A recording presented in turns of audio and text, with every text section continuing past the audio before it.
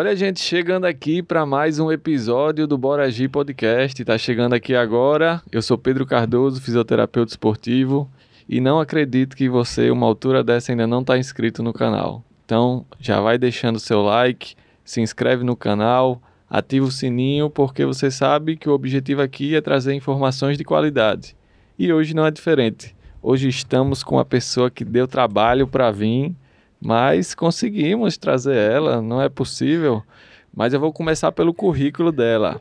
Ela é nutricionista pela Universidade Federal do Rio Grande do Norte, mestre em nutrição, especialista em fisiologia do exercício também pela UFRN, especialista em nutrição esportiva funcional pela Universidade Cruzeiro do Sul, VP, especialista em nutrição esportiva pela Faculdade Inspirar de Curitiba. Estamos hoje com Amanda Nascimento. Ô Pedro, que honra! Eu queria agradecer super o convite. Desde a criação do podcast que eu tenho que vir e não consegui. Mas é porque a hora era agora. Realmente fazia tempo que eu convidei essa moça, mas a agenda dela é daquele jeito. Mas que bom que deu certo. Eu espero que eu consiga contribuir com um podcast para vocês. E para todo mundo que está aí, eu acho que eu sou uma apaixonada pela nutrição. Eu não nego nunca isso na fila do banco, no consultório, em todo lugar que eu passo. E eu acho que a gente tem que levar uma nutrição que seja entendida pela maioria das pessoas, né? Se não todas. Perfeito. Então, aproveitem. Eu falo muito, então vou tentar que esse podcast não dure 3 horas. Não, vai ficar tranquilo. Trazendo as informações que eu com certeza sei que você tem, todo mundo não vai nem perceber a hora passando. Mas antes da gente entrar na prática, como é que você chegou na nutrição? Por que nutricionista? Sempre quis isso? Tinha um sonho ou aconteceu na sua vida? Poxa, Pedro, eu podia dizer que foi influência do esporte, porque eu joguei vôlei 12 anos, na época de escola. E muitos dos meus valores, eles vieram do esporte, do meu professor, do esporte, enfim, da escola. Mas eu digo hoje que é missão e que eu não faria outra coisa que não nutrição. Porque na época que eu passei em nutrição, quando eu escolhi nutrição, nem se falava em nutrição. E eu lembro que eu passei na época nutrição aqui na UFRN e tinha passado enfermagem na UFCG. Então eu vim para Natal porque eu tinha que passar em algo. E aí, porque tinha que ser, foi nutrição e eu sou muito feliz. Olhando para você, já dava a perceber que era isso mesmo. Sua missão aqui era falar sobre alimentos, saúde, ajudar as pessoas, né? Sim. Porque a gente que é da área da saúde, a gente tem o nosso conhecimento, mas a gente tem prazer em ajudar as pessoas, não é isso? Com certeza. E, assim, já são quase 10 anos. E hoje eu acredito muito, assim, eu já consegui chegar num patamar, e eu fico muito feliz por isso, de que os meus pacientes, eles me tenham como referência de saúde para eles. Então, não é que eu vou fechar diagnóstico, não, mas eu procuro, assim, eu tenho sede por conhecimento, não tem só semana que eu não estude algo diferente. E eu acho que é porque eu preciso agregar na saúde do paciente, às vezes até direcionar para o médico certo, aprender, de fato, o termo técnico para eu conseguir conversar, não só com o médico, mas também com o fisioterapeuta, com o educador físico. Lá atrás, quando eu escolhi fazer fisiologia, foi inicialmente porque ninguém me ouvia, não era respeitada. Sim. Então, peraí, vou fazer fisiologia para eu ter termos técnicos e aí eu consegui falar de igual para igual, porque eu não estava querendo prescrever o treino, mas eu queria entender. Com certeza. E a gente entendendo fica mais fácil para a gente e para eles, né, que estão ali na nossa frente. Com certeza. Cheio de dúvidas, procurando coisas na internet sem ter aquele embasamento científico. Sim. Que muitas vezes pode prejudicar. Uma coisa que eu sempre falo aqui com os convidados que trazem informações de qualidade, com embasamento, que a internet está aí, tem muita coisa, mas é muito mais fácil você achar uma informação que não seja tão boa. Sim. Do que aquela qualificada. Como é que você vê essa procura do conhecimento? Porque garanto que já deve chegar, Amanda, eu vi isso aqui e tal na internet, isso funciona. Como Sim. é que você consegue explicar para a galera que está assistindo esses cuidados que a gente tem que ter na hora de procurar uma informação relacionada Sim. à nutrição? Pedro, então, eu dou aula em pós-graduação há 4 anos já, e eu falo muito isso para os meus alunos, antes mesmo de tratar com o paciente. A gente precisa entender que a nutrição esportiva de verdade, eu não falo a nutrição do fitness, a nutrição da academia, ou a nutrição dos 5, 10 quilômetros. Não, eu falo da nutrição esportiva mesmo, aquela que tem que entender da performance, da saúde, do desempenho, dos milésimos de segundo. E eu falo muito para os meus alunos que, gente, tem muito nutricionista que não é nutricionista esportivo, com pouco embasamento, com pouca técnica e, enfim, isso me preocupa muito, sabe? Então, muitas vezes eu tento convencer o paciente de que, primeiro, para que a minha nutrição funcione, ele precisa se conhecer. Então, parte da consulta é muito... Eu faço perguntas extremamente específicas que a pessoa olha e faz... Ninguém nunca me perguntou isso. Nem meu educador físico, nem meu treinador me perguntou isso. E é para que eles se conheçam. Porque aí eu sou a louca dos dados. Eu sou a louca dos dados. Eu amo ter dados. Assim, eu tenho planilhas. Eu analiso uma lista de exames dos meus pacientes, fazendo anotação, fazendo correlação de marcador. E tem que ser específico. Se não for específico, coloque a plaquinha na sala do seu consultório. Eu sou nutricionista de praticantes de atividade física, mas não se disponha ao atleta. Perfeito. Já foi um alerta aí para a galera ficar esperto. Sim, porque o nível atlético, Pedro, em alguns momentos da fase da periodização não é saudável. Então, aquela nutrição, ela fica ali, ajeitando, bota para lá, bota para cá, para tentar dar um mínimo de qualidade de vida logo após uma prova, ou enfim, no meio do ciclo. Se essa nutrição não for específica, a pessoa entra mês, entra ciclo e sai ciclo e ela não tem saúde. E a longevidade no esporte fica baixa. Perfeito. E é o que a gente quer, né? Pois é. Nós, atletas, amadores, a gente quer a saúde ali, mas também a gente, hoje em dia, vive até os 80, 90, pois 100. Vai se prejudicar agora, quando chegar lá na frente, vai estar... Mas como é que você vê a nutrição esportiva assim, de 10 anos atrás para agora? Essa sua trajetória de conhecimento, de acompanhamento dos métodos, das dietas que... Sim. Falou em nutrição, só pensa em dieta. Exato. Como é que você vê essa evolução da sua área, na área esportiva? Poxa, Pedro, eu acho que a gente ganhou um patamar incrível, assim, nos últimos 10 anos, porque a nutrição, ela não era vista. Se preocupava muito com o médico do esporte, se preocupava muito com a fisioterapia curativa, nunca preventiva. Estou falando 10 anos atrás. E da nutricionista que ficava na cozinha. Então, quando a nutrição esportiva, de fato, ela vem e ela traz um nutricionista que às vezes não sabe cozinhar, mas ele tem a estratégia específica para... Ele conhece de metabolismo energético, ele conhece da fisiologia do movimento. Poxa, a gente evoluiu muito. E é um espaço que eu fico muito feliz, porque fomos nós que conquistamos. Perfeito. Com muito estudo, muito artigo, livros. Sim. Com muita bunda na cadeira, literalmente. Então, a galera procura mesmo se aperfeiçoar naquilo. E trazendo o melhor para a nutrição. O que, perdão lhe interromper, mas o que ainda me entristece é que a internet, ela cresceu muito. E eu não acho que... necessariamente isso é meu, de que eu acho que eu tenho que ter um currículo bom para entregar para o meu paciente. Mas a internet, ela está trazendo muitos profissionais que precisam se inserir, e aí não vou colocar em pauta quais são as necessidades daquela pessoa. Às vezes ela precisa sim faturar e tem que botar a nutrição para andar, ela tem que atender qualquer coisa. Mas eu tenho visto muito a internet adoecer muito as pessoas, a nutrição mesmo da internet.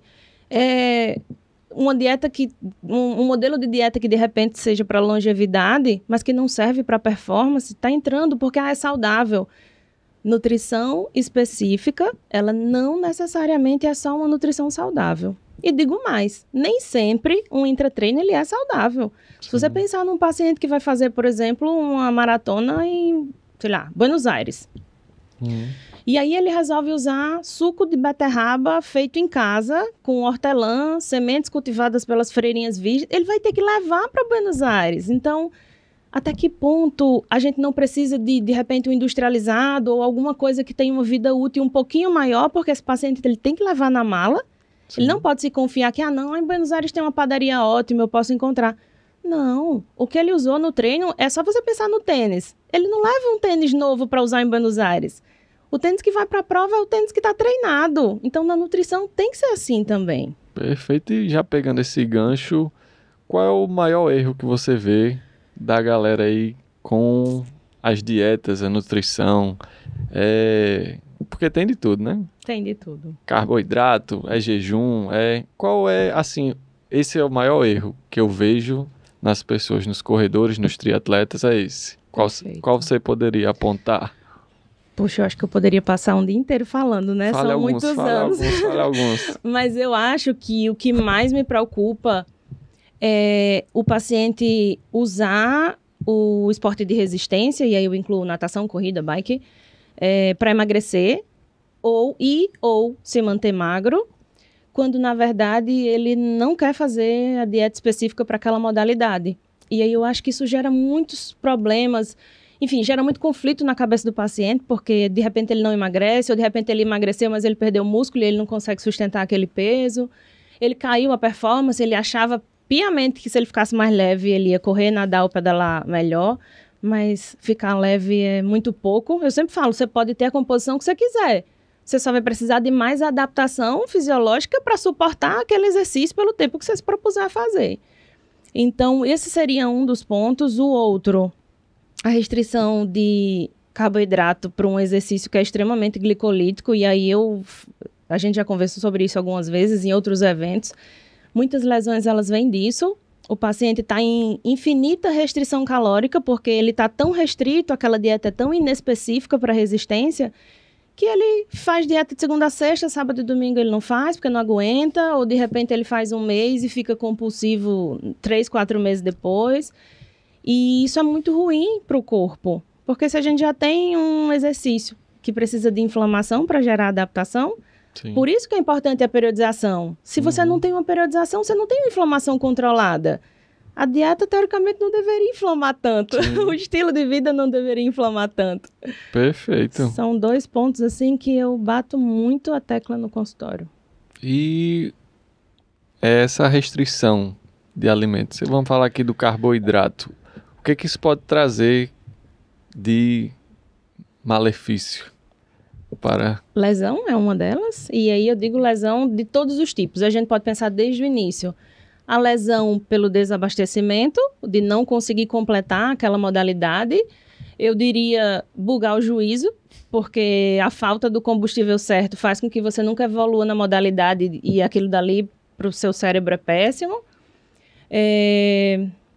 A restrição do carboidrato, se a gente pensar no metabolismo energético a longo prazo, é infinitamente ruim para o paciente.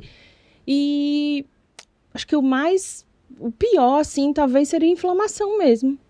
O paciente usar um modelo dietético ou de treinamento que gere inflamação para esse paciente. Exato. Eu até falei isso com o Yuri Galeno aqui, que um corpo inflamado, ele fica mais suscetível a lesões. Com certeza. Prejudica na recuperação muscular. E isso é outro ponto interessante da gente falar. Com certeza. Como é que a nutrição pode ajudar nisso? Na questão da recuperação muscular, facilitar a pessoa se manter bem entre um treino e outro, entre uma prova e outra. Antes de falar disso, Pedro, eu falaria de uma coisa que a gente precisa, assim, eu falo muito que o cérebro, ele muda ou pelo amor ou pela dor.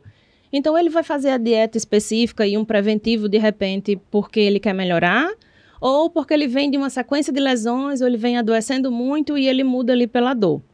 Mas uma das coisas que é muito ruim da dieta inespecífica para aquela modalidade e aí você vai me confirmar que de fato é isso mesmo.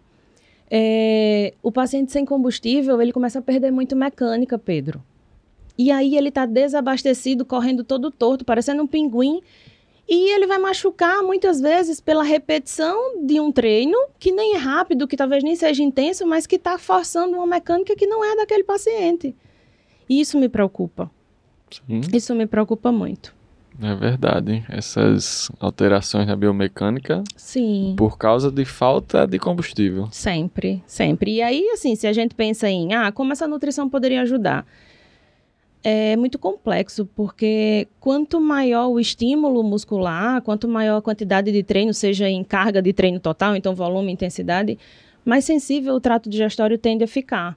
Então, quando a gente fala assim, eu falo muito para o paciente, vocês precisam entender que entre comer banana e absorver frutose, potássio, existe um buraco muito grande que depende muito do seu sistema digestório, do seu intestino.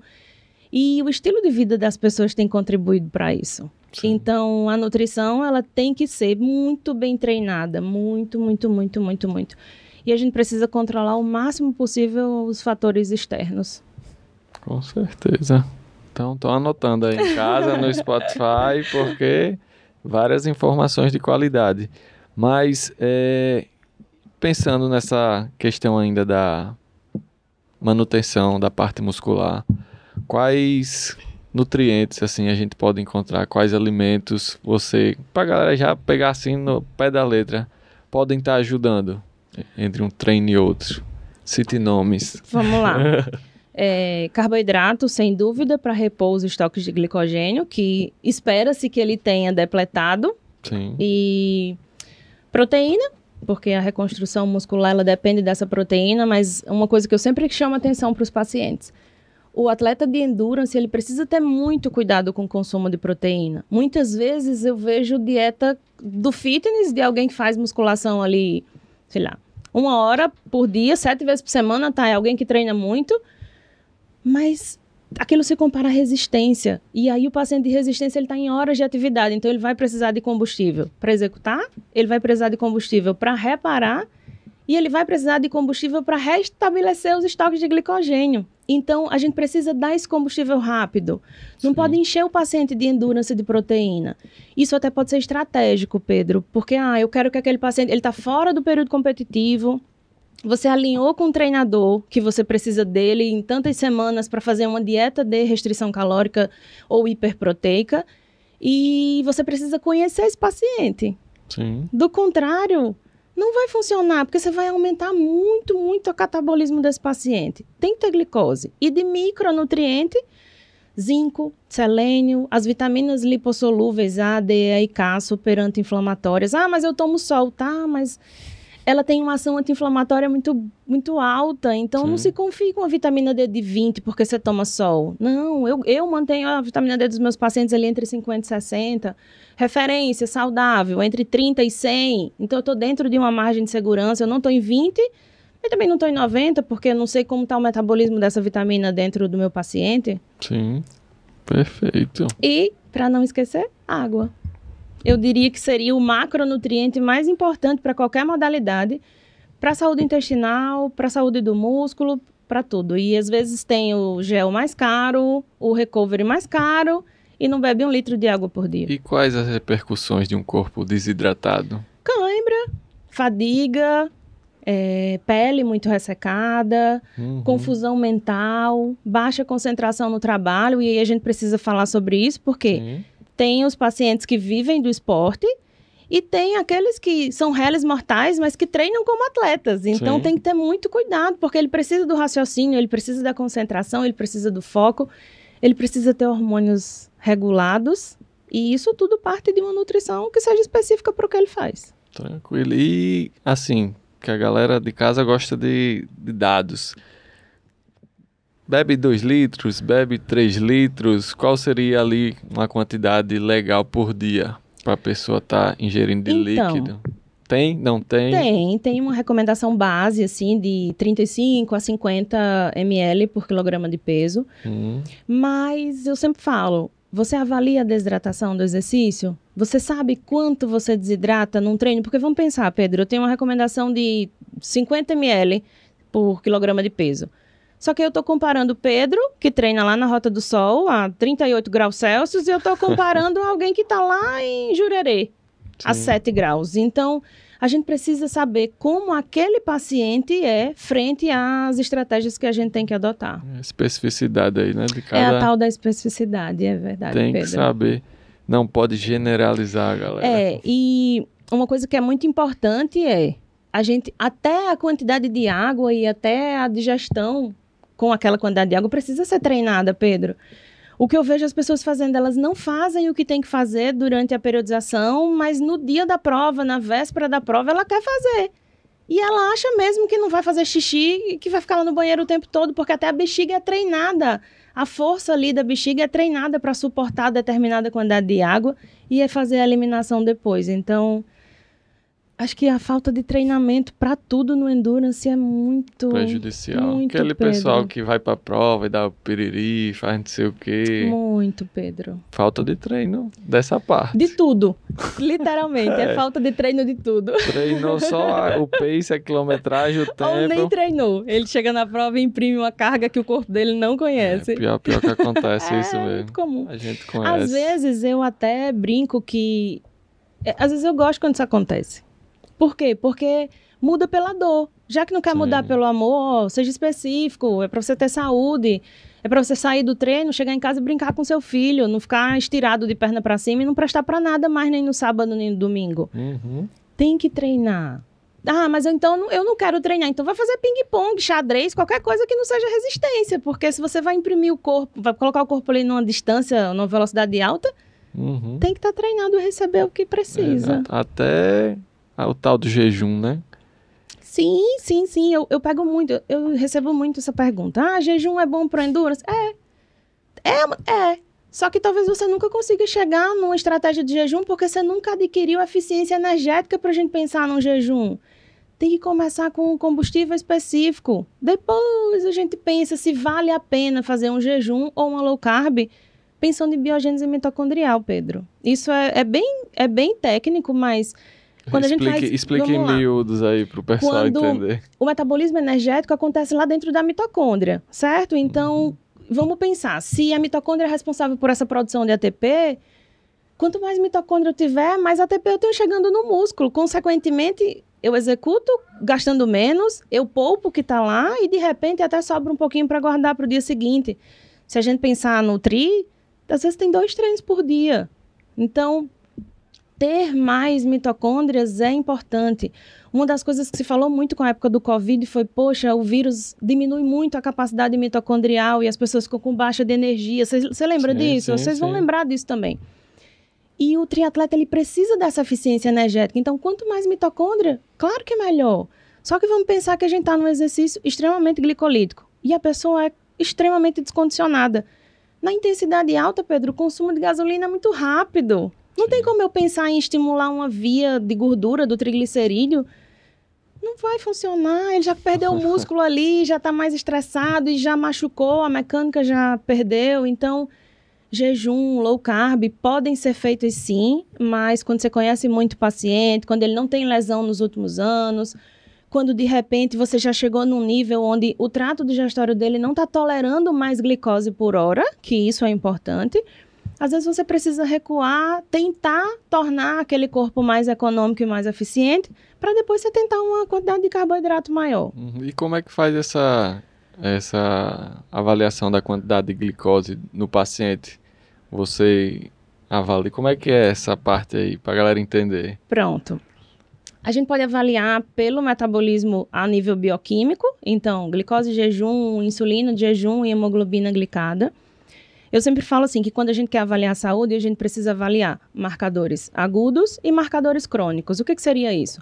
Agudo seria uma glicose de jejum e uma insulina de jejum. Por que eu digo que ele é agudo? Porque ele só reflete o seu metabolismo do jantar do dia anterior pelo tempo do jejum do jantar do dia anterior. Então, vamos pensar. Se você come religiosamente sopa no jantar, talvez um marcador agudo ali, como glicose e insulina de jejum, seja uma boa referência, porque de repente a pessoa só come sopa. Sim. E ela só come sopa às 6 da noite, então seria uma referência. Mas a grande maioria das pessoas, elas não jantam a mesma coisa, elas não jantam no mesmo horário, então uma referência aguda não é determinante de saúde. E aí vem marcador crônico. O que seria crônico? A gente avalia a hemoglobina glicada. Por quê? Porque a partir da hemoglobina glicada eu tenho uma média dessa glicemia em 12 semanas, então de repente eu tenho uma curva do paciente. Sim. Quanto a glicose estava quando ele acorda, quanto a glicose estava antes de dormir, enfim. E ainda tem o Sensor Library, que eu uso muito quando eu quero esse ajuste de carboidrato. Eu não sei se você já viu, é um botãozinho branco. Pronto, parece um botãozinho. Matheus Yuri. Matheus, eu fiz isso com o Matheus e já com vários pacientes. E qual é a função do sensor?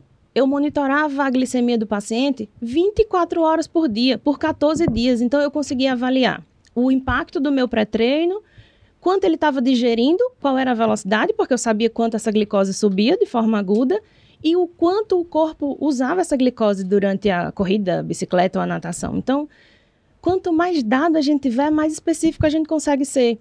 Aconteceu uma coisa engraçada que eu atendi um paciente que estava para a prova de Buenos Aires ano passado, setembro, né? Uhum. E esse paciente foi para uma médica de medicina integrativa e o princípio básico da medicina integrativa é: quanto menos glicose circulando, menos inflamado você vai ser. Porque, poxa, se você está limitando a quantidade de glicose, não vai ter tanto aumento de insulina. Consequentemente, menos o tecido adiposo vai ser guardado, enfim. E o paciente estava dentro do ciclo da primeira maratona. E a médica viu a hemoglobina glicada dele alta. Vamos pensar numa periodização aí de 12 semanas. A dele era de 16. E a gente estava na semana 7. Então, a gente estava ali mais ou menos no meio do ciclo. Os volumes estavam entre 26, 27. E aí, a médica viu a hemoglobina glicada dele alta. Por que a hemoglobina glicada dele estava alta? Tinha que estar alta, Pedro. Ele estava num esporte extremamente glicolítico e que era desconhecido para o corpo dele. Ele nunca tinha feito maratona. Sim. E aí eu falei, a hemoglobina glicada vai subir, não se preocupe, porque é uma adaptação do corpo. Ele está mantendo os níveis de glicose o mais medianos para alto possíveis para você conseguir fazer uma boa prova. Sem glicose você não tem como correr o que você quer correr. E aí a médica foi lá e prescreveu um análogo de GLP-1, um Trulicity, Victoza, Saxenda, desses da vida. E o que esse medicamento faz? Ele retarda... GLP-1 é um hormônio natural do trato digestório, tá? A gente produz. Por que chama análogo de GLP-1? Porque o bicho é igual ao que a gente produz. Então, se ele tá lá no bucho, o bucho não vai ver nada de diferente, porque, enfim, ele reconhece a molécula. Sim. Só que ele retarda o esvaziamento gástrico, Pedro. E o que seria? Qual seria o impacto disso? Para o paciente que não é praticante de resistência, isso vai impactar em quê? Poxa, se não tem glicose subindo, não tem tanto pico, ele não vai ter tanta fome. Se ele não tem tanta fome, ele consegue aderir melhor a um plano dietético. Se ele consegue aderir a um plano dietético, ele emagrece. E aí vai aquele efeito positivo. Mas para o atleta de resistência não pode ser assim. É outra atleta, coisa. Naquele momento, e aí eu sempre falo isso para o paciente, por isso que às vezes a gente avalia e eu bato o pé mesmo, não é hora de fazer outra maratona, não é essa, não é hora de fazer outra prova, eu brigo mesmo, porque primeiro a gente tem que avaliar o saldo do que foi aquela prova para depois ver se você vai fazer, tem a capacidade ou não de fazer. Principalmente porque ele não vive do esporte. E aí, com o análogo de GLP-1, o que acontecia? Não só não tinha glicose chegando no fígado para repor os estoques de glicogênio com eficiência suficiente até a próxima sessão de exercício, e ele ainda ficava enjoado, com vontade de vomitar quando entrava o gel, mas é claro que ele ia ficar enjoado. Se o gel já deixa enjoado, a maior missão da nutrição na resistência é treinar o diacho do bucho a receber aquela glicose naquele tempo, daquele produto. Quando você retarda o esvaziamento gástrico, vai faltar combustível lá para a contração muscular. E aí, eu disse, meu Deus, e agora? Eu tenho que arranjar o telefone dessa mulher. E aí, eu arranjei o telefone da mulher, liguei. Olha, não sei se você conhece esse paciente, ele é paciente da gente em comum. E, resumindo, eu disse, a sua intervenção está acabando com a vida do meu paciente. Se a gente não completar esses volumes, ele não faz a prova. E é um investimento alto, Pedro, fazer uma prova fora do Brasil. No Brasil já é caro, imagine fora do Brasil. Exato. E aí ela me olhou e falou assim, eu não tenho ideia do que é tratar atleta. Para você ver, poxa, é a melhor intervenção do mundo pensando em longevidade. Baixar níveis de glicose, você mantém o paciente vivo e serelepe aí. Quando eu falo baixar níveis de glicose, é a níveis suficientes, não excedentes. E aí ela fez, não, pode tirar, pode pedir para ele tirar. Eu disse, não, quem prescreveu foi você vai mandar uma mensagem para o paciente e você que vai tirar. E aí eu disse, não se preocupe, a gente vai dosar uma insulina de jejum só para acalmar seu coração. E aí a insulina de jejum dele estava 2, Pedro. Eita, ou seja, era puramente a adaptação necessária e transitória do exercício. Perfeito. Quanto mais específico a gente é, mais assertivo a gente vai ser. Com certeza. Então, uma situação dessa que você passou, você sabia o que estava acontecendo com o seu cliente, seu paciente. E passou lá para a médica. Pois é. sem que é o que ter... tem que ser, Pedro, é equipe multidisciplinar. Exato. Então, ela sem ter essa informação que você tinha, os dados Sim. que você tinha, porque você sabia todo o processo que estava acontecendo, você ajudou ela a entender. Não é Sim, que com você certeza, quis, né? com certeza. A conversa que tem que ter entre os profissionais. E isso foi um discurso puramente acordativo. Eu me pus à disposição dela para a gente discutir o paciente e, de repente, ela tentar me convencer que ela não ia conseguir, porque não tem como fazer resistência sem glicose circulando. Mas quanto mais cabeça pensante tiver, mais saúde a gente entrega, mais performance a gente entrega. Você sabe que eu encaminho pacientes muito mais para o preventivo do que para o curativo. Eu sou fã da prevenção. Eu sou fã. E quando eu falo prevenção na nutrição, se tu não é condicionado, bicho, tu precisa de mais pré e intra, é exatamente o contrário. O cara que é mais condicionado tem muito mais eficiência energética. Quem está começando agora, o desgaste é muito maior, a demanda de glicose é muito maior. Então, eu sempre pergunto, tá disposto a perder só peso de balança? Porque você pode perder peso de balança, porque você aumenta muito o gasto calórico ali diário, mas tu não mantém. Tá disposto? Tá, beleza, vou fazer um termo, eu sempre brinco, vou fazer um termo e você vai assinar, porque aí quando você olhar o resultado da sua avaliação, você não se surpreende. Exato, pra galera que tá iniciando mesmo, que chega você, quero correr, quero emagrecer, correndo. Você faz lá, tem a bioimpedância ainda? Eu uso ultrassom agora, tô chique. Fala aí desse ultrassom, O ultrassom é mais preciso, Pedro, e não tem influência de protocolo. Não tá usando mais não, a bio? Não. Eita, evoluiu. Tô só no ultrassom, porque aí eu consigo escanear a dobra e eu consigo ter um resultado infinitamente mais fidedigno. Sim, mas diga, o pessoal chegou lá, quer emagrecer, você faz o ultrassom... Pedro, então, quando o paciente chega para emagrecer e ele não tem a pretensão ainda de correr, competir, ele não está inscrito em nada, eu sempre falo, vamos alternar essa corrida com algum exercício resistido. Eu sempre falo isso, a gente precisa investir em exercícios que tenham efeito agudo, também em exercícios que tenham efeito crônico. Por quê? Porque o agudo vai me... Eu gosto muito de usar esse exemplo no consultório. Eu falo assim, imagine que eu tenho muito sono. Quando eu, de tarde ali, beleza, tô com muito sono. Quando eu tomo uma xícara de café, me dá a falsa sensação que eu melhorei. Liguei o corpo, passou o sono. Isso é uma intervenção, Pedro, 100% aguda. Se amanhã eu tiver sono e não tiver outro café, o café de hoje não serve para amanhã. E o que seria crônico? É eu entender que talvez aquele sono seja uma deficiência de ferro, uma deficiência de B12, meu hematócrito está nos pés, minha função tiroidiana está nos pés, porque eu estou restringindo calorias quando não deveria.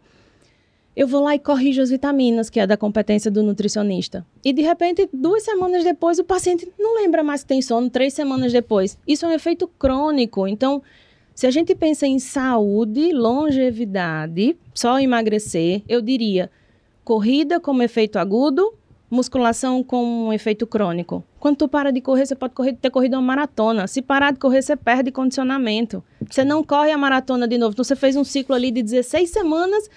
Bicho, eu passei um mês parado, eu não consigo correr mais. É assim mesmo? Por isso que você tem que investir em alguma coisa que fique trabalhando para você enquanto você tá parado. Exatamente. Corre uma maratona, pensa que agora eu vou correr tudo mais fácil. Não corre. Só que aí, assim, o outro lado... é o paciente do triatlon, que até que ponto sugerir uma musculação ou um outro treino é eficiente para o paciente? Descanso é treino. Sim. Então, muitas vezes a musculação não é aplicável para aquele paciente naquele momento. Mas eu digo, se não tiver a pretensão de ficar aí, ou se tiver fazendo por lazer, precisa mudar a relação com a comida. Porque você vai ter que transferir a responsabilidade de ficar magro única e exclusivamente a intervenção dietética. Muita gente que tem essa briga com a balança, questão de emagrecer, muitas vezes é a alimentação à noite errada. Já pegando o gancho aqui. Sim. Vamos dizer assim, por que é tão ruim você chegar à noite, comer aquele sanduíche, aquela pizza, comer muito e já ir dormir com a barriga cheia? Porque é o que a galera gosta. Chegou em casa do trabalho, vou comer tudo aqui e vou dormir. Aí caga tudo. Se não tiver um refluxo, tem que já agradecer a Deus. Pô, eu não tô fazendo isso tudo, não tô tendo nenhum refluxo, né? Sim. Pedro, então, na resistência, isso quase sempre acontece por restrição calórica excessiva. Então, é aquele paciente... É muito mais fácil você resistir a um bolo, a um pão, a um doce, na hora que você acorda. É muito mais difícil, até mesmo pela regulação dos hormônios, é muito mais difícil você conseguir dizer não para alguma coisa no final do dia. E aí, o que acontece? A gente precisa de glicose, porque o fígado guarda glicogênio. Não tem como guardar outra coisa que não glicose na forma de glicogênio. E aí, a pessoa botou lá de pré-treino café com canela, luz, gratidão, vai correr. Não bota nada de intratreino, porque não precisa, quer ficar magro. Sim. Aí ele chega em casa e ele come 2 ovos e 5 morangos e uma xícara de café, porque tem que ser low carb, porque disseram pra ele que pra emagrecer tem que ser low carb. Ele lancha um chá, ele almoça frango e folha. Não, botaram ali 80 gramas de batata doce. Nossa, quanto carboidrato tem em 80 gramas de batata doce. Sigamos. No meio da tarde ele já começa aquele desejo aumentado por carboidrato. E por que isso acontece? É fisiológico, Pedro. Ele precisa de carboidrato para repor os estoques de glicogênio o mais rápido que pode. Não vai ter fome de alface. Não vai ter fome de ovo. Peraí, me dê aí um omelete. Vai comer omelete, vai continuar com vontade de comer o bolo. Vai comer as castanhas, vai continuar com vontade de comer o biscoito recheado. Eita. E aí, ó, tô tretando aqui o estúdio. Eu cheguei aqui e tinha um pacote de biscoito recheado no lixo. Então, isso é uma defesa natural do corpo. As pessoas não entendem. O corpo, ele sempre vai tender ao equilíbrio. Ou no certo ou no errado, ele vai usar estratégias por si só, certas ou não, para tentar fazer uma homeostase. E aí vem a compulsão no final do dia. A compulsão nada mais é do que bicho tá faltando na hora que tem que entrar. Sim. Eu digo muito que, para mim, é como se o meu paciente ele fosse um carro em movimento. Então, se você pensar, eu tô saindo da minha casa pro estúdio para gravar o podcast. Mesmo trajeto, mesmo condutor, mesmo carro. Se tu anda a 200 km por hora, esse carro vai fazer 3 km com litro. Se você escolhe andar 100 porque você não tá atrasado, ele vai fazer 10, 12. E se ele tá paradinho na garagem? E o que a maioria das pessoas fazem? Quando o carrinho tá andando a 200 km por hora, é jejum, fotossíntese, chá, gratidão, óleo de coco. Aí na hora que o carrinho tá parado na garagem, é pipos vitaminado, bolo recheado. Brigadeiro. Ou até a velha tapioca, que é prática e eleva super a glicemia. Então, o corpo adora. Exato, vamos ter equilíbrio aí, galera. Vamos periodizar aí essa comida. Tem que periodizar. E esse é outro ponto importante. Como é que você consegue orientar a periodização, assim, dos seus pacientes? Meus pacientes. Então, eu sempre falo que a minha nutrição, ela é essa gasolina desse carrinho que anda de diferentes formas. Então, a minha periodização depende do treinamento. Não tem como a minha nutrição partir se eu não saber como é que o carrinho vai andar. Então, de repente, eu vou lá e pergunto para o treinador. Quando tem, é ótimo. Quando está entregue as traças, eu fico tentando entrar na cabeça do paciente para contratar uma periodização. Sim. Mas eu vou lá e falo, ó, professor, atendi fulano de tal. Quais são os seus planos para ele nas próximas 6 semanas, 8 semanas? Ah, Amanda, eu quero fazer uma intervenção aqui com foco em velocidade na bike. Eu não posso fazer restrição calórica severa para esse paciente. Ou então ele vai dizer, ó, eu vou tentar trabalhar o limiar dele. Então, o meu desejo é espaçar o Z5 dele do Z4 e, de repente, tentar construir um Z6 para esse cidadão. Não tem como estar na intensidade alta e não ter glicose. Então, às vezes, o paciente, para emagrecer, eu tenho que ter um intratreino mais específico, um pré-treino mais específico, um pós mais específico, para aí sim ele ficar magro. Porque aí, quando tiver que usar gordura como fonte de energia, ele vai usar. Não inverter.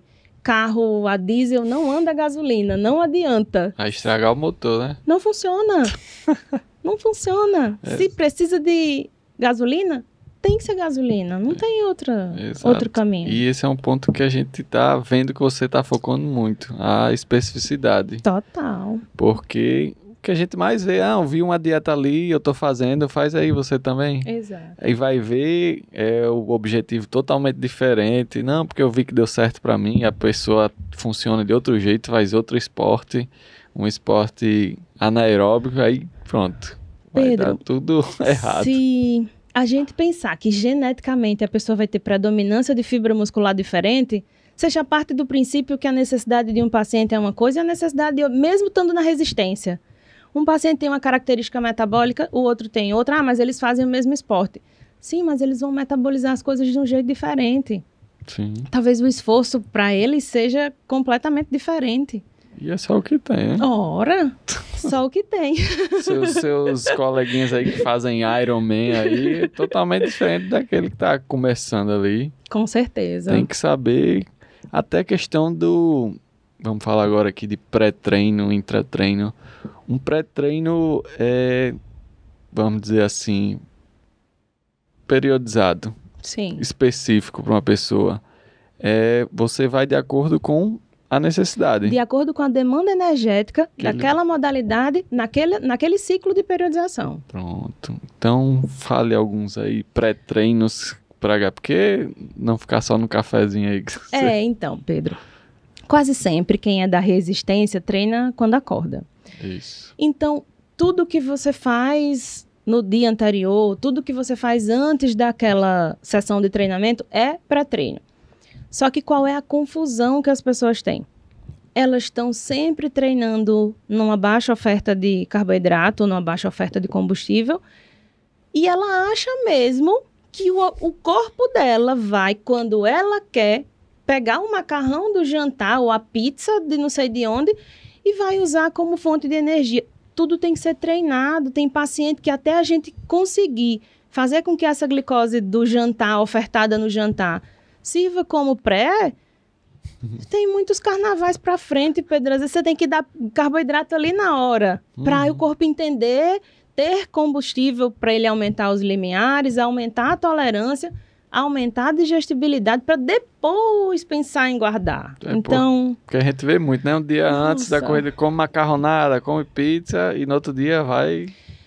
E isso é um problema. Por quê? Porque se o paciente estiver dentro de um período competitivo, ele precisa espelhar o tênis, o macacão, enfim, tudo no dia da prova. Então, imagine que tá ótimo, ele treina aqui, come a pizza lá da pizzaria de Seu João. Confia, o Seu João é um cara seguro, tá. Quando você vai para Maceió fazer o 70.3, você não tem a pizza de Seu João, você vai ter a pizza de Francisco, que você não sabe quem é, não conhece as boas práticas, então... Fora do período competitivo, até vale se dar o luxo. Porque se cagar, o matinho da Rota do Sol é caminho, é muito fácil. Sim. Se perder um treino, ajusta com o treinador para incluir aquela carga de treino em outro momento. Quando você está na hora da prova, você perde a prova para você mesmo e não faz sentido, Pedro. Por um erro simples. Por um erro simples, às vezes pela pizza. Por falta de informação. Ou porque ele se acha esperto o suficiente para achar que não precisa de um nutricionista. Ou porque ele já teve experiências ruins com um nutricionista que não é específico, que não entende daquilo dali. E aí ele faz, não, eu sei mais do que a nutricionista que eu fui. Sim. Pode ser que ele tenha tido uma experiência ruim, né? Mas... Acontece. Acontece. Acontece, né? Em várias áreas. Acontece em várias áreas. Mas é isso mesmo. E outra coisa também relacionada a isso é o intratreino. Vai nessa mesma... historinha. Na mesma pegada. A mesma Vamos história. pensar que para endurance, se a gente pensar na recomendação de carboidrato por hora, eu tenho ali de 30 a 60 gramas, se eu pensar num paciente até 21 quilômetros. Vamos pensar um gel, Pedro, marca comercial Z2, que é o que tem mais glicose aí por produto, né? 25 gramas de glicose, 25 gramas de carboidrato. Quando a gente pega um Vitafol, por exemplo, eu tenho 18 gramas de carboidrato. Então... Se nós pensarmos em chegar na recomendação máxima, e eu estou falando só do Endurance, eu não estou falando nem do Ultra Endurance ainda, Sim. Não estou falando do 70.3, nem estou falando do Ironman, estou falando do cara só dos 21. Sim. Se a gente pensar em 60 gramas por hora, Pedro, vamos pensar em alguém que vai fazer uma meia maratona, meia do sol, e é uma prova dura, ele faz em 2 horas e 5. Ele vai ter que usar, se a gente pensar em 18 gramas, 20 gramas, vamos fazer uma conta rápida, ele vai ter que usar... 3 géis por hora. São 6 géis.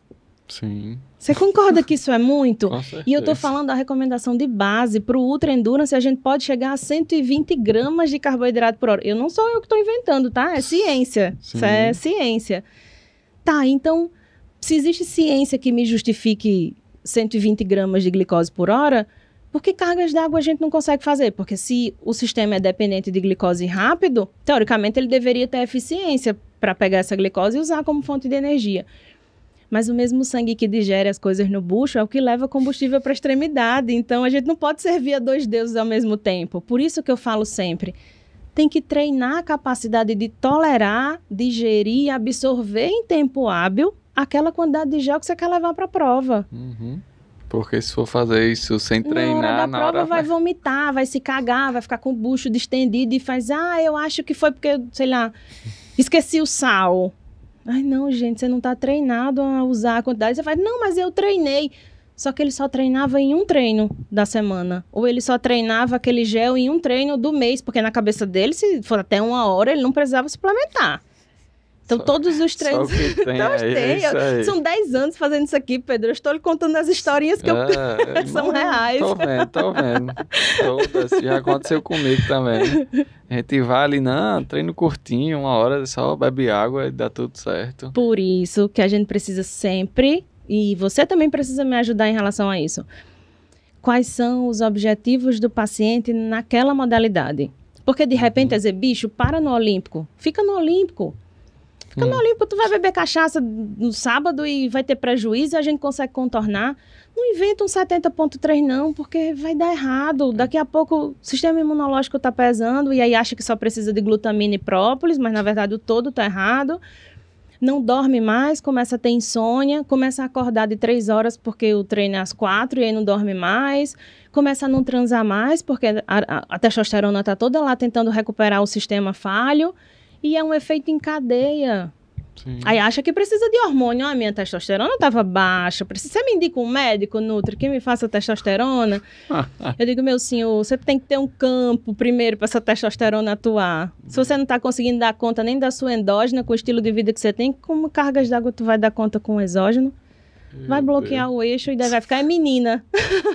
Mais menina do que a esposa. Mas a gente vê isso, a galera querendo uma coisa que não tem essa suplementação que tá ali e ela fica fazendo coisa errada. Eu quero fazer só para brincar, Nutri. Tá, então se você faz só para brincar, tem que ter mais especificidade ainda. Porque o atleta, se mandar comer papel, ele vai comer papel. Quantos gramas, Nutri, de papel? Pode ser dobrado? Tem que ser... O atleta é isso. Ele vai fazer, não importa o que é. Exatamente. E quanto mais ele fizer, mais resultado ele vai ter. Porque aquilo é embasado no...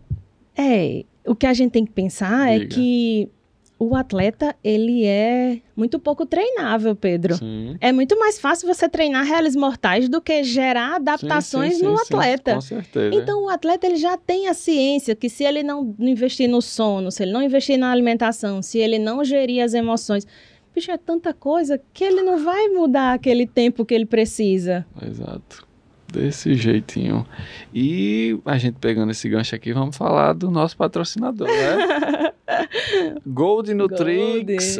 A Amanda conhece bem aqui, nosso amigo Gold. Se você ainda não conhece a Gold Nutrix, uma das melhores lojas aqui de suplementos da nossa cidade, o @ deles é Gold Nutrix. Vai lá, vê as ofertas, fala que veio pelo Bora G, que você ganha desconto na suplementação, no seu gel. Vai, Amanda vai dizer o que você vai usar, o que você precisa e segue lá, Gold Nutrix, sempre apoiando aí o Bora G Podcast. E a questão da suplementação, Amanda? Porque a galera, não, eu quero tomar whey, eu quero tomar cafezinho com taurina. Sim. Isso você recomenda de acordo com sua avaliação, lógico. Exato. Não é uma coisa que vai ser no alavantou. Não. Se você pensar até no próprio gel, Pedro, vamos pensar que todo mundo vai usar gel X. Até a capacidade de tolerar o gel X é diferente de Pedro para João, para Francisco, para Amanda. Então, não tem regra. Diante da nutrição, eu sempre falo muito assim, que quanto mais eu estudo, mais eu percebo que pouco eu sei, porque cada paciente é único. Então, chega ali na frente e faz, E parece que eu arranjei, assim, nesses 10 anos, escreveram aqui na minha testa, ela resolve pepino. E aí parece que todos os pepinos, não vai, Amanda resolve. Não, você deve estar precisando de um nutricionista. Quando não segue a planilha, você deve estar precisando de um nutricionista, porque a didática que eu tenho, por ser professora, Sim. é de fazer com que o paciente entenda. Eu falo isso no paciente. Toda consulta, ela tem que ser uma aulinha de nutrição. Mas por que você fica explicando sobre nutrição para o seu paciente? Porque o meu desejo não é que o meu paciente seja escravo de mim. Que de 30 em 30 dias eu troque batata por macaxeira. Ou que de 30 em 30 dias eu bata nas costas dele, vai dar certo. Não. A intenção é que ele aprenda a se conhecer, que ele aprenda a evoluir e que a minha nutrição ele consiga ajustar dependendo da fase que ele tiver. Então eu sempre falo, aprenda. Ninguém muda um hábito se não souber por que está fazendo. Se aquele cérebro não entender que fazendo um Z2 leve, ele vai ter um Z5 forte, ele nunca vai sair do Z3 alto. Porque o cérebro dele não entende, na cabeça dele é quanto mais forte eu treinar, melhor. Mas na verdade ele precisa ser específico. Perfeito. E na dieta é igual. Então, quando o paciente chega querendo emagrecer e eu digo que a gente tem que fazer um gel, eu preciso explicar para ele, Pedro. Senão ele vai sair dessa nutricionista deve estar doida, ou então deve estar doida. Ou ela não escutou nada do que eu falei. Porque eu cheguei dizendo que quero emagrecer, que tô correndo mal. E ela vem me botar gel, eu não tô fazendo nem 10 quilômetros. O famoso gel. E aí, muitas vezes, precisa ter o gel para o corpo usar a gordura como fonte de energia num momento específico. Não durante a corrida, ou bicicleta, ou natação. E como é que o pessoal quer emagrecer? Quando é que chega a gordura aí? A comer a gordura, que o povo diz, durante o treinamento, durante o exercício. Qual é a estratégia mais aconselhável para chegar nessa queima de gordura especificamente? Perfeito. Na resistência, ele precisa primeiro estar adaptado a usar glicose, carboidrato, via rápida como fonte de energia. Ele precisa estar habituado a isso e começar a ter um condicionamento mais alto. Aí sim ele se torna econômico. Quando a gente fala econômico, Pedro, ele usa gordura em momentos de intensidade mais baixa, com muito mais facilidade, ele se mantém usando gordura facilmente. Quando eu falo usar gordura, mesmo usando gordura, a gente vai ter glicose circulante, tá? É só você pensar num paciente que faz dieta cetogênica. Se você for fazer um exame de sangue, você vai ver que o paciente tem glicose no sangue. As pessoas se confundem nisso. Tem que ter glicose. Glicose é o diesel do carro a diesel, certo? Então, quando a gente pensa na resistência, eu tenho isso. Quando a gente pensa no resistido, na musculação, é muito mais fácil a gente pensar em usar gordura, por quê? Porque aquele exercício é muito pouco dependente de glicose. Se você pensar numa periodização de velho 3 de 10, ele descansa 1 minuto, ele pode até ter uma demanda de glicose ali durante a contração muscular, mas o repouso, entre uma sessão e outra, já faz com que aquela gordura seja utilizada. Então, é o que eu falo sempre, as pessoas se confundem achando que, estando na corrida, elas vão ficar magras.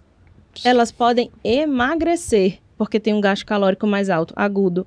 Mas não necessariamente elas vão se manter magras. E principalmente sem fazer planilha. Porque as pessoas pagam planilha, mas não sei para que elas pagam planilha, porque elas não fazem a planilha. E nem a dieta às vezes também, né? E nem a dieta. A periodização que você faz para ela, não, mas não deu certo. Mas a gente já conta com essa margem, Pedro. Aí, ó, vamos estar nos descobrindo os segredos. A gente já conta com essa margem, porque eu tenho partido do pressuposto de que o paciente não vive daquele dali. Ele não é blogueiro que vive da imagem, o esporte dele não é judô, por exemplo, que depende de peso, o esporte dele é lazer. Então, eu tenho que equilibrar, é por isso que eu digo sempre que tem que ser específico ali, principalmente no momento de maior demanda, para que o corpo dele não fique mais inflamado, mais susceptível a adoecer, quando ele faz o que teoricamente não soma muito para o corpo, mas de repente soma para o juízo daquela pessoa. Eu não posso julgar. Exato. E quais os sinais que você consegue assim observar nos seus pacientes que você percebe que a alimentação ele não está oferecendo os nutrientes necessários? Quais são os sinais? É muito sono? É cansaço direto? É anemia, sei lá? Vou começar pelo básico, assim, por sinais e sintomas. É um paciente que tem uma língua muito esbranquiçada, é um paciente que tem as unhas muito irregulares, é um paciente que está muito sonolento, é um paciente que se dispersa muito fácil, é um paciente que reporta que não está conseguindo recuperar como deveria, é o paciente que por conta própria está tirando o treino porque ele acha que o corpo dele está cansado, é o paciente que fala que dorme, mas que não acorda descansado. É o paciente que sempre teve uma virilidade alta e, de repente, tem desejo pela esposa ou pelo esposo, mas não tem disposição para a relação sexual. Isso é um ponto importante. E, principalmente, quando ele começa a manifestar sintomas de baixa atividade do sistema imunológico. Então, ele começa a ficar muito secretivo, começa a ter rinite, sinusite que não para nunca, ele começa a ter diarreia por tudo e a todo custo. Só que, quando o paciente não vai num nutricionista bom, ele sempre vai se acostumar com esses sintomas e ele vai achar que é do esporte, entendeu? Sim. Não, mas é assim mesmo, bicho, todo triatleta vive morrendo de sono. Não, é assim mesmo, tem que tomar uma glutaminazinha com própolis, porque senão seu sistema imunológico não vai resolver. E eu não tô desmerecendo o suplemento, tá, gente? Eles são incríveis, mas eles não suprem uma dieta ruim. Não suprem. Nenhum suplemento supre uma dieta ruim. Não adianta, não tem cápsula. Tem gente que se agarra nisso, né? Infelizmente. Então, prestou atenção aí nos sinais, né? Tá cansado direto, tá... O da língua branca eu não sabia, não. Por que a língua branca? Porque ele começa a produzir muita seburra. Aquele fígado não tá dando conta, ou até mesmo a nível de estômago, não tá dando conta de processar as coisas que estão ali dentro. Tanto seburra branca, intestino, quanto seburra amarela, fígado. Olha aí, essa aí eu não sabia, não. Sinais e sintomas. Aí tem muitos. Aí a questão das unhas também, que você disse, unhas irregulares. Unhas muito irregulares, tracejadezinhas. Quando você olha o pé daquele paciente, as unhas estão todas irregulares, ele tá com o pé todo rachado. A minha tá irregular, não. Tá? Tá, Pedro, acho que você não tá treinando, não. Brincadeira. Eita, quem tá estando fotos fora tá brincando. Estou treinando, estão bonitinhas aqui, cortei ontem. Mas é interessante a gente falar desses sinais porque a pessoa consegue ver, consegue se identificar. E quanto antes a gente observar isso, mais fácil de reverter esse quadro, não é isso? Então, você que está com algum desses sinais, quiser procurar... é grave. Procurar a Amanda para tirar essas dúvidas, vai ajudar você bastante. E outro ponto, eu não sei se a gente falou isso no começo, da... recuperação, a gente falou da prevenção, né? Alimentos, nutrientes que ajudam na recuperação muscular. Falamos. Falou? Falamos. Só precisa ter cuidado para a gente completar com essa recuperação, de não achar que a recuperação é o que você faz imediatamente. Se falava muito antigamente em janela metabólica, não, tem 2 horas de janela metabólica, 3 horas, dependendo da intensidade. O que é necessário para a recuperação é o que você faz o dia inteiro. E para resistência, a gente precisa ter muito cuidado com isso. Por quê? Porque se a gente pensar só no corredor, aquele que faz corrida, musculação, enfim, ele vai ter o descanso, às vezes, no domingo. Então, ele quebra a semana ali no domingo e tal. No triatleta, a gente não tem essa quebra de semana. A gente tem restos ativos, que a gente chama. Sim. São treinos em baixa intensidade, mas para completar a carga de treino ali da semana. Então, o trato digestório vai ficando muito sensível, Pedro. E aí, muitas vezes, não dá pra gente colocar uma refeição muito densa no pós-imediato. É só você lembrar dos jogadores na época que a gente tava no ABC. Eu ficava insistindo, e você lembra que eles não conseguiam comer? Eu não quero, doutora, eu não quero. Por que isso acontece? Principalmente na resistência. Desidratação, Pedro. A desidratação faz com que você não produza saliva suficientemente. E eles perdem muito líquido, né, no jogo. Tinha 2, 3 quilos. Muito. Tinha atleta que perdia 4 quilos.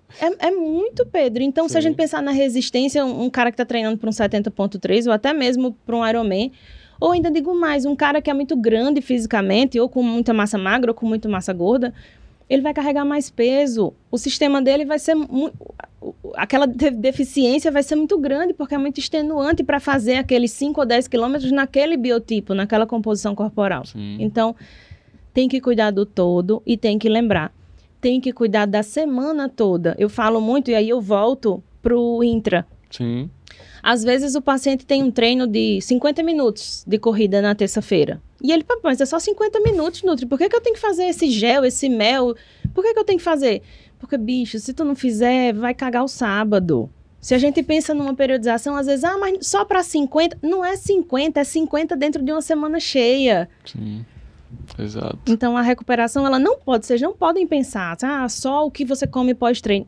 é muito vago. Assim, qualquer nutricionista faria essa intervenção. Sim, exatamente. É o todo, né? É o todo. É o conjunto da obra, não... É o todo e até a semana. Se a gente pensar na semana de pico da periodização, onde a gente tem mais...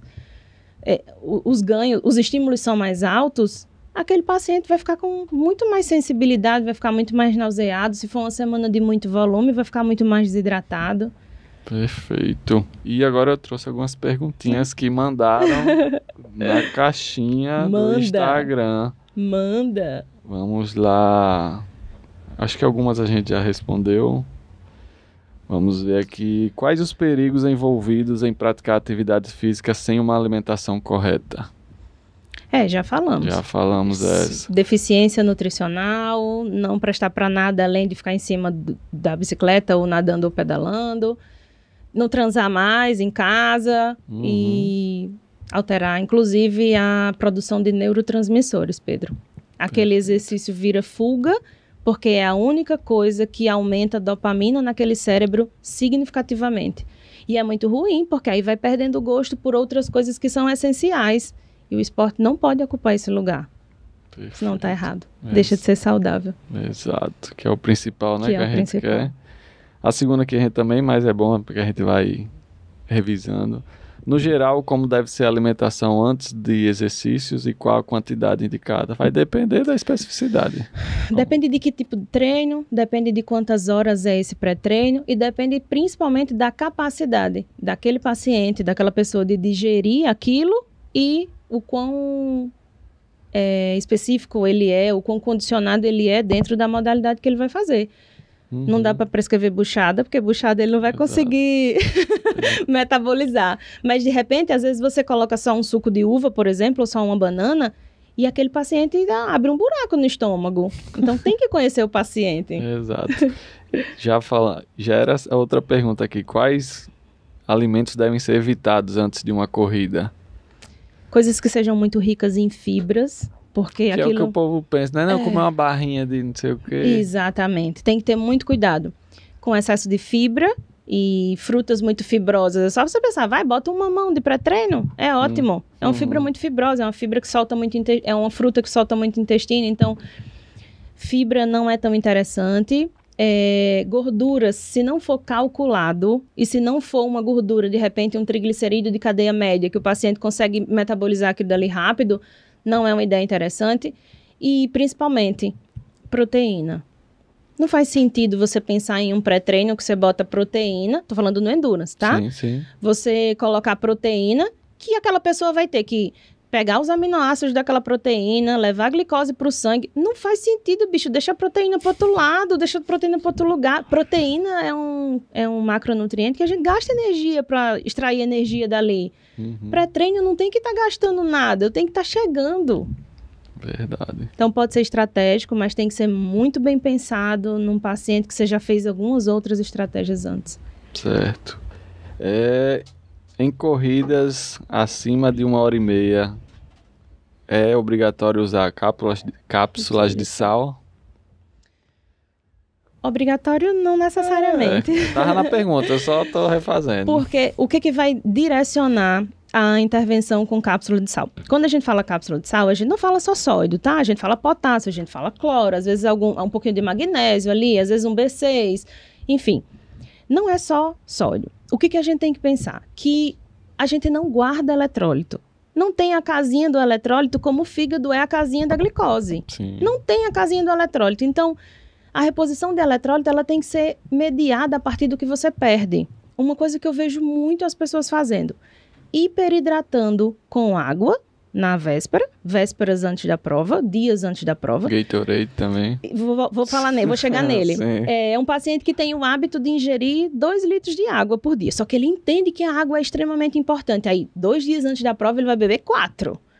Porque ele quer manter, eu tenho que manter ali o certo. Só que o corpo dele só sabia guardar, metabolizar, conviver com 2 litros. Quando ele bota 4, a bexiga vai... Que diabo é isso que está chegando aqui, gente? Esse monte de água vai afogar a gente. Sim. Então, não é interessante. E outra, quando essa água passa, eu falei lá no início do podcast, é homeostase em tudo que o corpo vai fazer. Então, ele vai manter eletrólitos ali no meio intra e no meio extracelular. Quando você enche o bucho d'água quando você não está acostumado, você vai tirar eletrólito dali de dentro. Então, corre o risco de você chegar na prova com menos eletrólito do que você teria se você estivesse bebendo os dois errados. Sim, sim. E a mesma coisa é o Gatorade, o Jungle, ou esses repositórios de hidroeletrolíticos.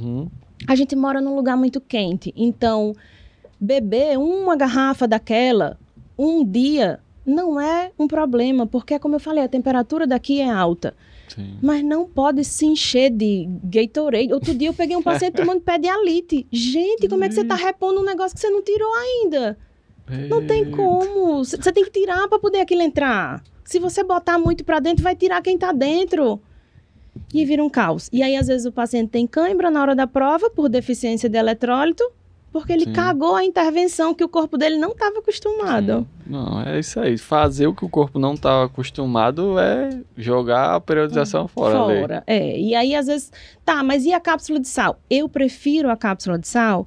Por quê? Porque é mais fácil de quantificar. Se a gente pensar em jogar eletrólito em pó ou em tablete dentro de uma solução, por exemplo, numa bicicleta. Sim. E se o paciente não chacoalhar a garrafinha e tomar só parte da solução e o que é sólido decantar? Ele não ingeriu os eletrólitos que eu precisava. 2, se o paciente está na corrida, ele não tem como carregar uma garrafa. Aquilo vai mudar a mecânica do paciente, Pedro. Mas é só uma garrafa. Bicho, mas vai mudar a tua mecânica. Vai passar vento aqui pelo braço quando você podia ter um movimento muito mais fluido e muito mais econômico. E quando eu falo econômico, lembre, é poupar o diacho da glicose que a gente precisa para fazer a bexiga do exercício. Então, tem que saber quanto desidrata para saber quanto repõe. O Z2 tem muito sódio. Por quê? Sódio facilita a entrada de glicose lá na célula. Então, ele é extremamente importante para a contração muscular. Só que não é só sódio. Tem que lembrar dos outros eletrólitos. Sim. Certo? O dobro. Gosto muito, só que a digestibilidade dele em grandes quantidades não é todo mundo que tolera. É mesmo? Eu achei que ele é, né, o dintinzinho de beterraba com... Não é todo mundo que tolera, porque a gente sempre tem que partir do pressuposto de que tem que atender para X que corre 21 até para Y que vai fazer uma prova de Ironman 3 dias seguidos. Sim, sim. Então, essa nutrição, ela tem que... É por isso que a gente precisa entender a rota metabólica e como aquele paciente se enquadra dentro daquela rota, Pedro. Porque, às vezes, ele não está treinado para aquilo ainda. E aí, a melhor estratégia é péssima para aquele paciente. Se não for treinado, é péssimo. Exatamente. Ingerir sólidos durante a corrida. Um intratreino. Rapadura, cocada... treino. Gelzinho. É treino. Se a gente pensar em corrida de aventura, eu tenho que testar isso. Eu não posso achar que o paciente vai consumir só gel. Uma corrida de localização, por exemplo, uma prova de orientação. Sim. E se ele se perder? Vai ficar só com gel? Tá, mas agora não entra mais gel. Tá, toma gel. O bom é gel, então tem que treinar. Numa prova de Ironman, de repente o paciente tem um sonho de fazer um Ironman, mas ele não é rápido, Pedro. Ele vai fazer o Ironman em 15 horas. Você acha mesmo que ele vai passar 15 horas só tomando gel e solução de Energy Kick? Não vai, então tem que treinar. Então não tem regra, não. Eu brinco sempre que assim, eu sempre falo pro paciente assim, tá, me diga o que tu consegue comer, tu acha que tu consegue comer, porque tudo é passível de eu calcular. Perfeito. Então me diga o que você gosta de comer, o que você acha que é fácil de carregar e a gente vai vendo a viabilidade. Por isso que a estratégia nutricional, ela tem que começar bem antes. Ela não pode chegar um mês antes da prova. A coisa mais engraçada que eu escutei foi sorvete. Eu tipo, como é que eu vou enfiar sorvete? Como é que tu vai carregar sorvete na bicicleta? Deve estar tirando onda com a minha cara, né? Mas bem sério, não, sorvete. Eu disse, não, criatura, eu quero que você me diga um negócio que você consegue, mas na bicicleta você vai carregar sorvete? Meu Deus do céu. Você deve ter várias histórias Tenho assim. muitas. Diz outra aí de alimento que a pessoa queria levar e você... Ache, Pedro. Ovo de codorna? Sério? É. Não, mas eu gosto muito de ovo de codorna. Aí eu tô, mas que diabo é que tu quer carregar ovo de codorna? Sei lá, Nutri, porque eu li que ovo é o melhor alimento do mundo. Aí carregar o ovo de galinha, não, mas o de codorna é mais fácil. Eu disse, não, meu senhor. Exclua esse daí, ele é o melhor alimento do mundo, mas nem o melhor serve o tempo todo. Meu Deus, não, porque deve ter... Eu não sei se foi você uma vez que o paciente queria salame. Salame? Foi com você, não foi? Foi. Por que o salame? Porque, vamos lá, ele é salgado. Sim. Então, quase sempre, colocar alguma coisa salgada é só para quebrar o sabor doce. Ele não necessariamente entra no cálculo de entrega de energia. É muito mais para mudar ali as papilas gustativas, desaturarem um pouco do sabor doce e conseguirem voltar a tolerar esse sabor doce. Então, é muito comum azeitona, salame, snackzinhos, dependendo do tamanho da prova. Mas é possível. Que snackzinho? Aquela de chocolate? Não, aí é doce. Qual é o snack? Eu não sei Aqueles não. salgados, aqueles tipo craquezinho, pequenininho. Sim. Os primos do Pipos vitaminado, cheio de Sim. sódio, que é bem salgado. Sim. Então, não tem regra. Eu só falo sempre assim pro paciente. Lembre que talvez no momento que você precise disso, nós já não tenhamos mais saliva aí dentro. Então, corre o risco de botar um salame na boca, uma azeitona e se engasgar com caroço, não conseguir engolir.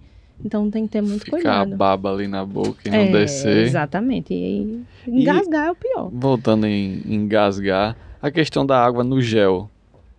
É só para facilitar mesmo ou a água ajuda na parte de absorção lá dentro mesmo? Ou é só na parte... É muito mais para descer, para não ficar aquele negócio concentrado na boca.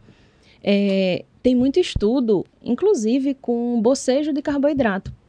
Se você pensar assim, poxa, mas como seria o bocejo de carboidrato? É alguém que não tem ainda maturidade no trato digestório para receber determinada quantidade de glicose, mas você precisa, você está num momento que tem que... O que você vai socorrer? Você vai para onde?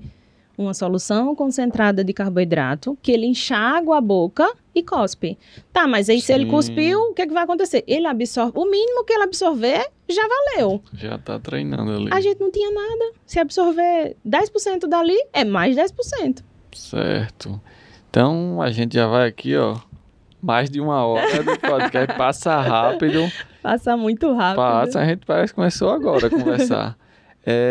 Então, uma orientação que você poderia dar para quem está assistindo. Claro que a gente falou muito de periodização, especificidade, mas quais os cuidados que você daria para o pessoal que está assistindo, que ela deve ter com alimentação e hidratação? Pedro, eu diria que talvez escolher uma nutrição que ele conseguisse se manter consistente naquilo é o primeiro passo. Não adianta você ter o gel mais caro se você não consegue manter ele dentro da periodização. Treinar o seu trato digestório a digerir o que você quiser entregar, desde alimento X a alimento Y, treine o trato digestório. Descanse, porque se você descansar, você poupa aquele combustível, o combustível é o mesmo, então descanse e respeite as zonas, porque se você respeitar as zonas, você vai conseguir. Vamos pensar no treino intervalado. Ele gera grande adaptação, mas é no forte.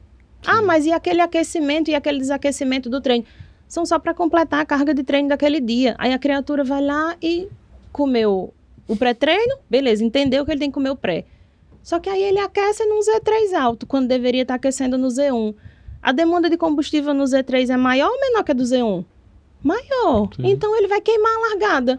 De repente ele vai, professor, esse Z4 tá muito fora. Claro, tu tá aquecendo no Z3, aí não consegue, não tem mais combustível para ficar no Z4. Então, respeitar as zonas e muita gente tem dificuldade de fazer isso. Não, o Z2 é muito lento, eu já tô rápido, eu consigo.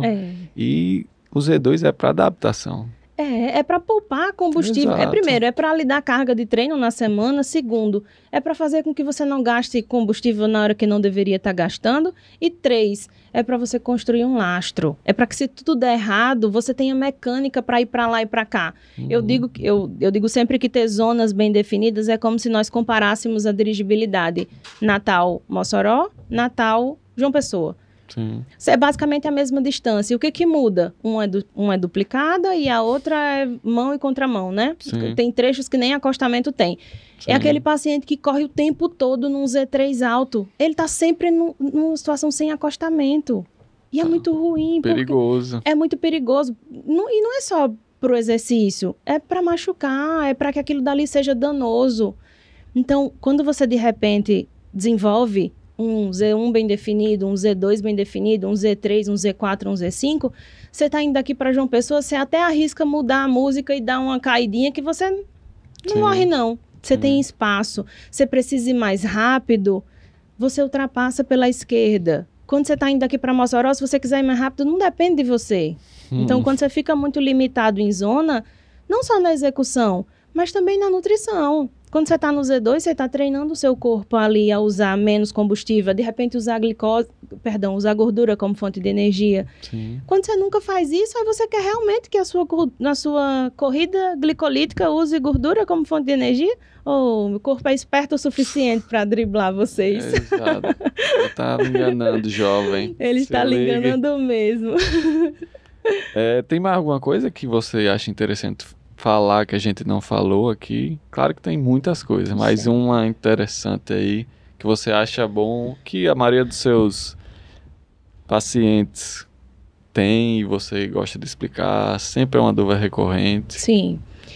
Eu diria que existe nutrição esportiva para todo mundo debaixo do céu.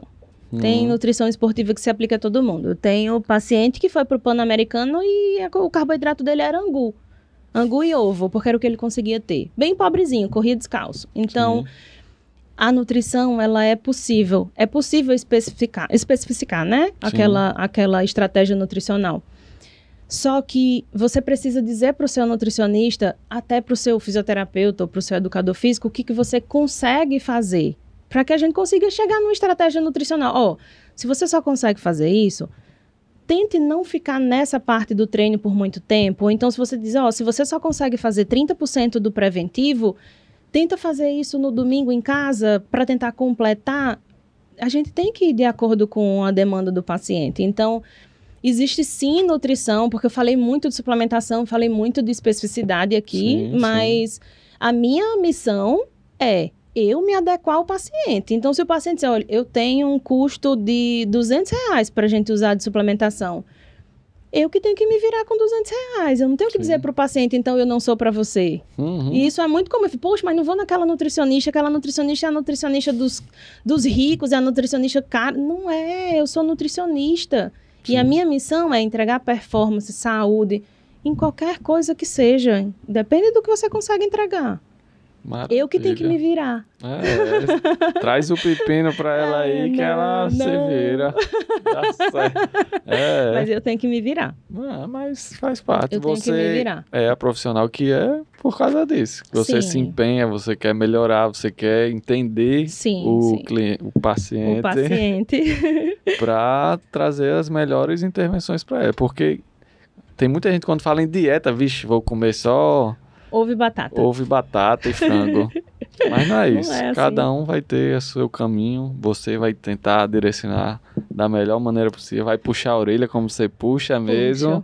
Vai fazer Tiro de prova. Já tirei várias vezes paciente de prova, Pedro. Eita. Já tirei. Assim, já teve paciente que eu avaliei e não é hora de fazer essa prova. Se você quiser, a gente vai fazer uma nutrição para isso. Mas se você acreditar e recuar um pouquinho, você fica gigante em, no máximo, 16 semanas. Mas garanto que você já teve as duas moedas. Um que você falou, não faz, e ele não fez, e um não faz e ele fez, já teve. E aí eu já sei que como finda, às vezes termina a prova querendo vender a bicicleta, termina a prova querendo mudar para outra modalidade, fazer agora crossfit. E não é um problema. A nutrição esportiva, ela tem que ser isso. Tá, beleza, João, você quer sair da resistência agora e quer fazer crossfit, então tem que ser uma nutrição pro crossfit. Isso é fato. Mas eu não gosto da ideia dessa mudança por aversão, porque sofreu demais e aí não consegue suportar aquele exercício ou aquela modalidade.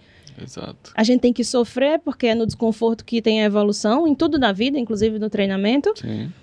Não é que a dieta tem que ser desconfortável, mas ela exige planejamento. Se você se mantiver no conforto, é fazendo o que você já fazia, que está colhendo o resultado que você colhe. Então, tem que decidir o que quer, tem que escolher os profissionais certos, mesmo que você demore a ir para os profissionais, mas tem aqueles profissionais que são de referência que você sabe que eles vão lhe entregar saúde. E às vezes entregar saúde, dizer, bicho, pare, peça o domingo da sua planilha para ficar com a sua família, senão seu casamento vai acabar. Já fiz isso muitas vezes também. Perfeito. Além de nutricionista, psicóloga. Não é terapia, mas é terapêutico, né? A gente conversa bastante e tenta ajudar da melhor maneira possível. Porque a gente sabe que interfere em tudo, né? Total. O atleta corre, triatlo, mas tem a vida ali por trás. E Com certeza. queira ou não queira, com certeza. quer manter tudo equilibrado, né? É pra ser, né? É nossa missão. Exato. E onde é que podem te encontrar, Amanda? Instagram, que Amanda é o... Nascimento Nutricionista, e aí tem link lá pra marcação. Perfeito. Você atende só aqui em Natal? Só aqui em Natal, e os atendimentos online, que cresceram muito. Hoje eu tenho paciente de todo o Brasil. Perfeito. Só ir lá no seu Instagram. Só ir lá no Instagram @ Amanda Nascimento Nutricionista. Perfeito. E pra gente fechar aqui, eu sempre faço essa pergunta para quem participa. Você dá uma indicação de um livro que você já leu e goste, e um filme. Caramba, filme vou ficar devendo, porque não sou muito de TV. Nem Sessão da Tarde. Não. Nessa hora aí eu tô lendo artigo científico. Eita, quando eu posso. Brincadeira, Pedro. Não tenho o hábito de ver TV. Ainda tem Sessão da Tarde? Sei lá, você que tá perguntando aí, não sabe? Eu falei que é das antigas. Das antigas a gente assistia. Eu sou jovem, Pedro. Ai, velho, sou jovem. E o livro, eu diria O Poder do Subconsciente. É um livro maravilhoso. E é pequenininho. Ele diz muito disso, assim, do quanto você tem guardado no consciente e no inconsciente com base nas experiências que você teve. Então, uma lesão que não é mais a sua configuração atual, um desconforto na dieta que não é mais a sua condição atual, enfim. E até mesmo para traçar as metas e, de repente, se ver vivendo o processo. É muito fácil traçar a meta, mas nem sempre as pessoas querem viver o processo, por isso que a gente está com... As coisas estão bagunçadas. Exatamente. É droga para acordar, droga para dormir, droga... Enfim. Só o que tem. Como é o nome do livro? O Poder do Subconsciente. Anotaram em casa? O Poder do Subconsciente. E aí, gostou? Muito legal. Seu primeiro podcast? Meu primeiro podcast. Fico disponível aqui para vocês. Espero que não demore tanto, né? A gente chamou ela faz uns 5 meses atrás. Tá vindo agora. Não, mas foi show. Espero que tenha gostado. Foi muito bom. Eu espero que da próxima vez eu encontre casca de banana aqui no lixo do estúdio. Os bastidores. Sem querer fazer inferno. E é isso aí, pessoal. Você que está assistindo aí até agora ou escutando, já deixa seu curtir, se inscreve no canal. Eu sou Pedro Cardoso, fisioterapeuta esportivo. Se você ainda não me segue lá no Instagram, é Pedro Físio Cardoso. E termina aqui mais esse episódio do Bora Agir Podcast. A gente se vê no próximo episódio. Valeu! Valeu!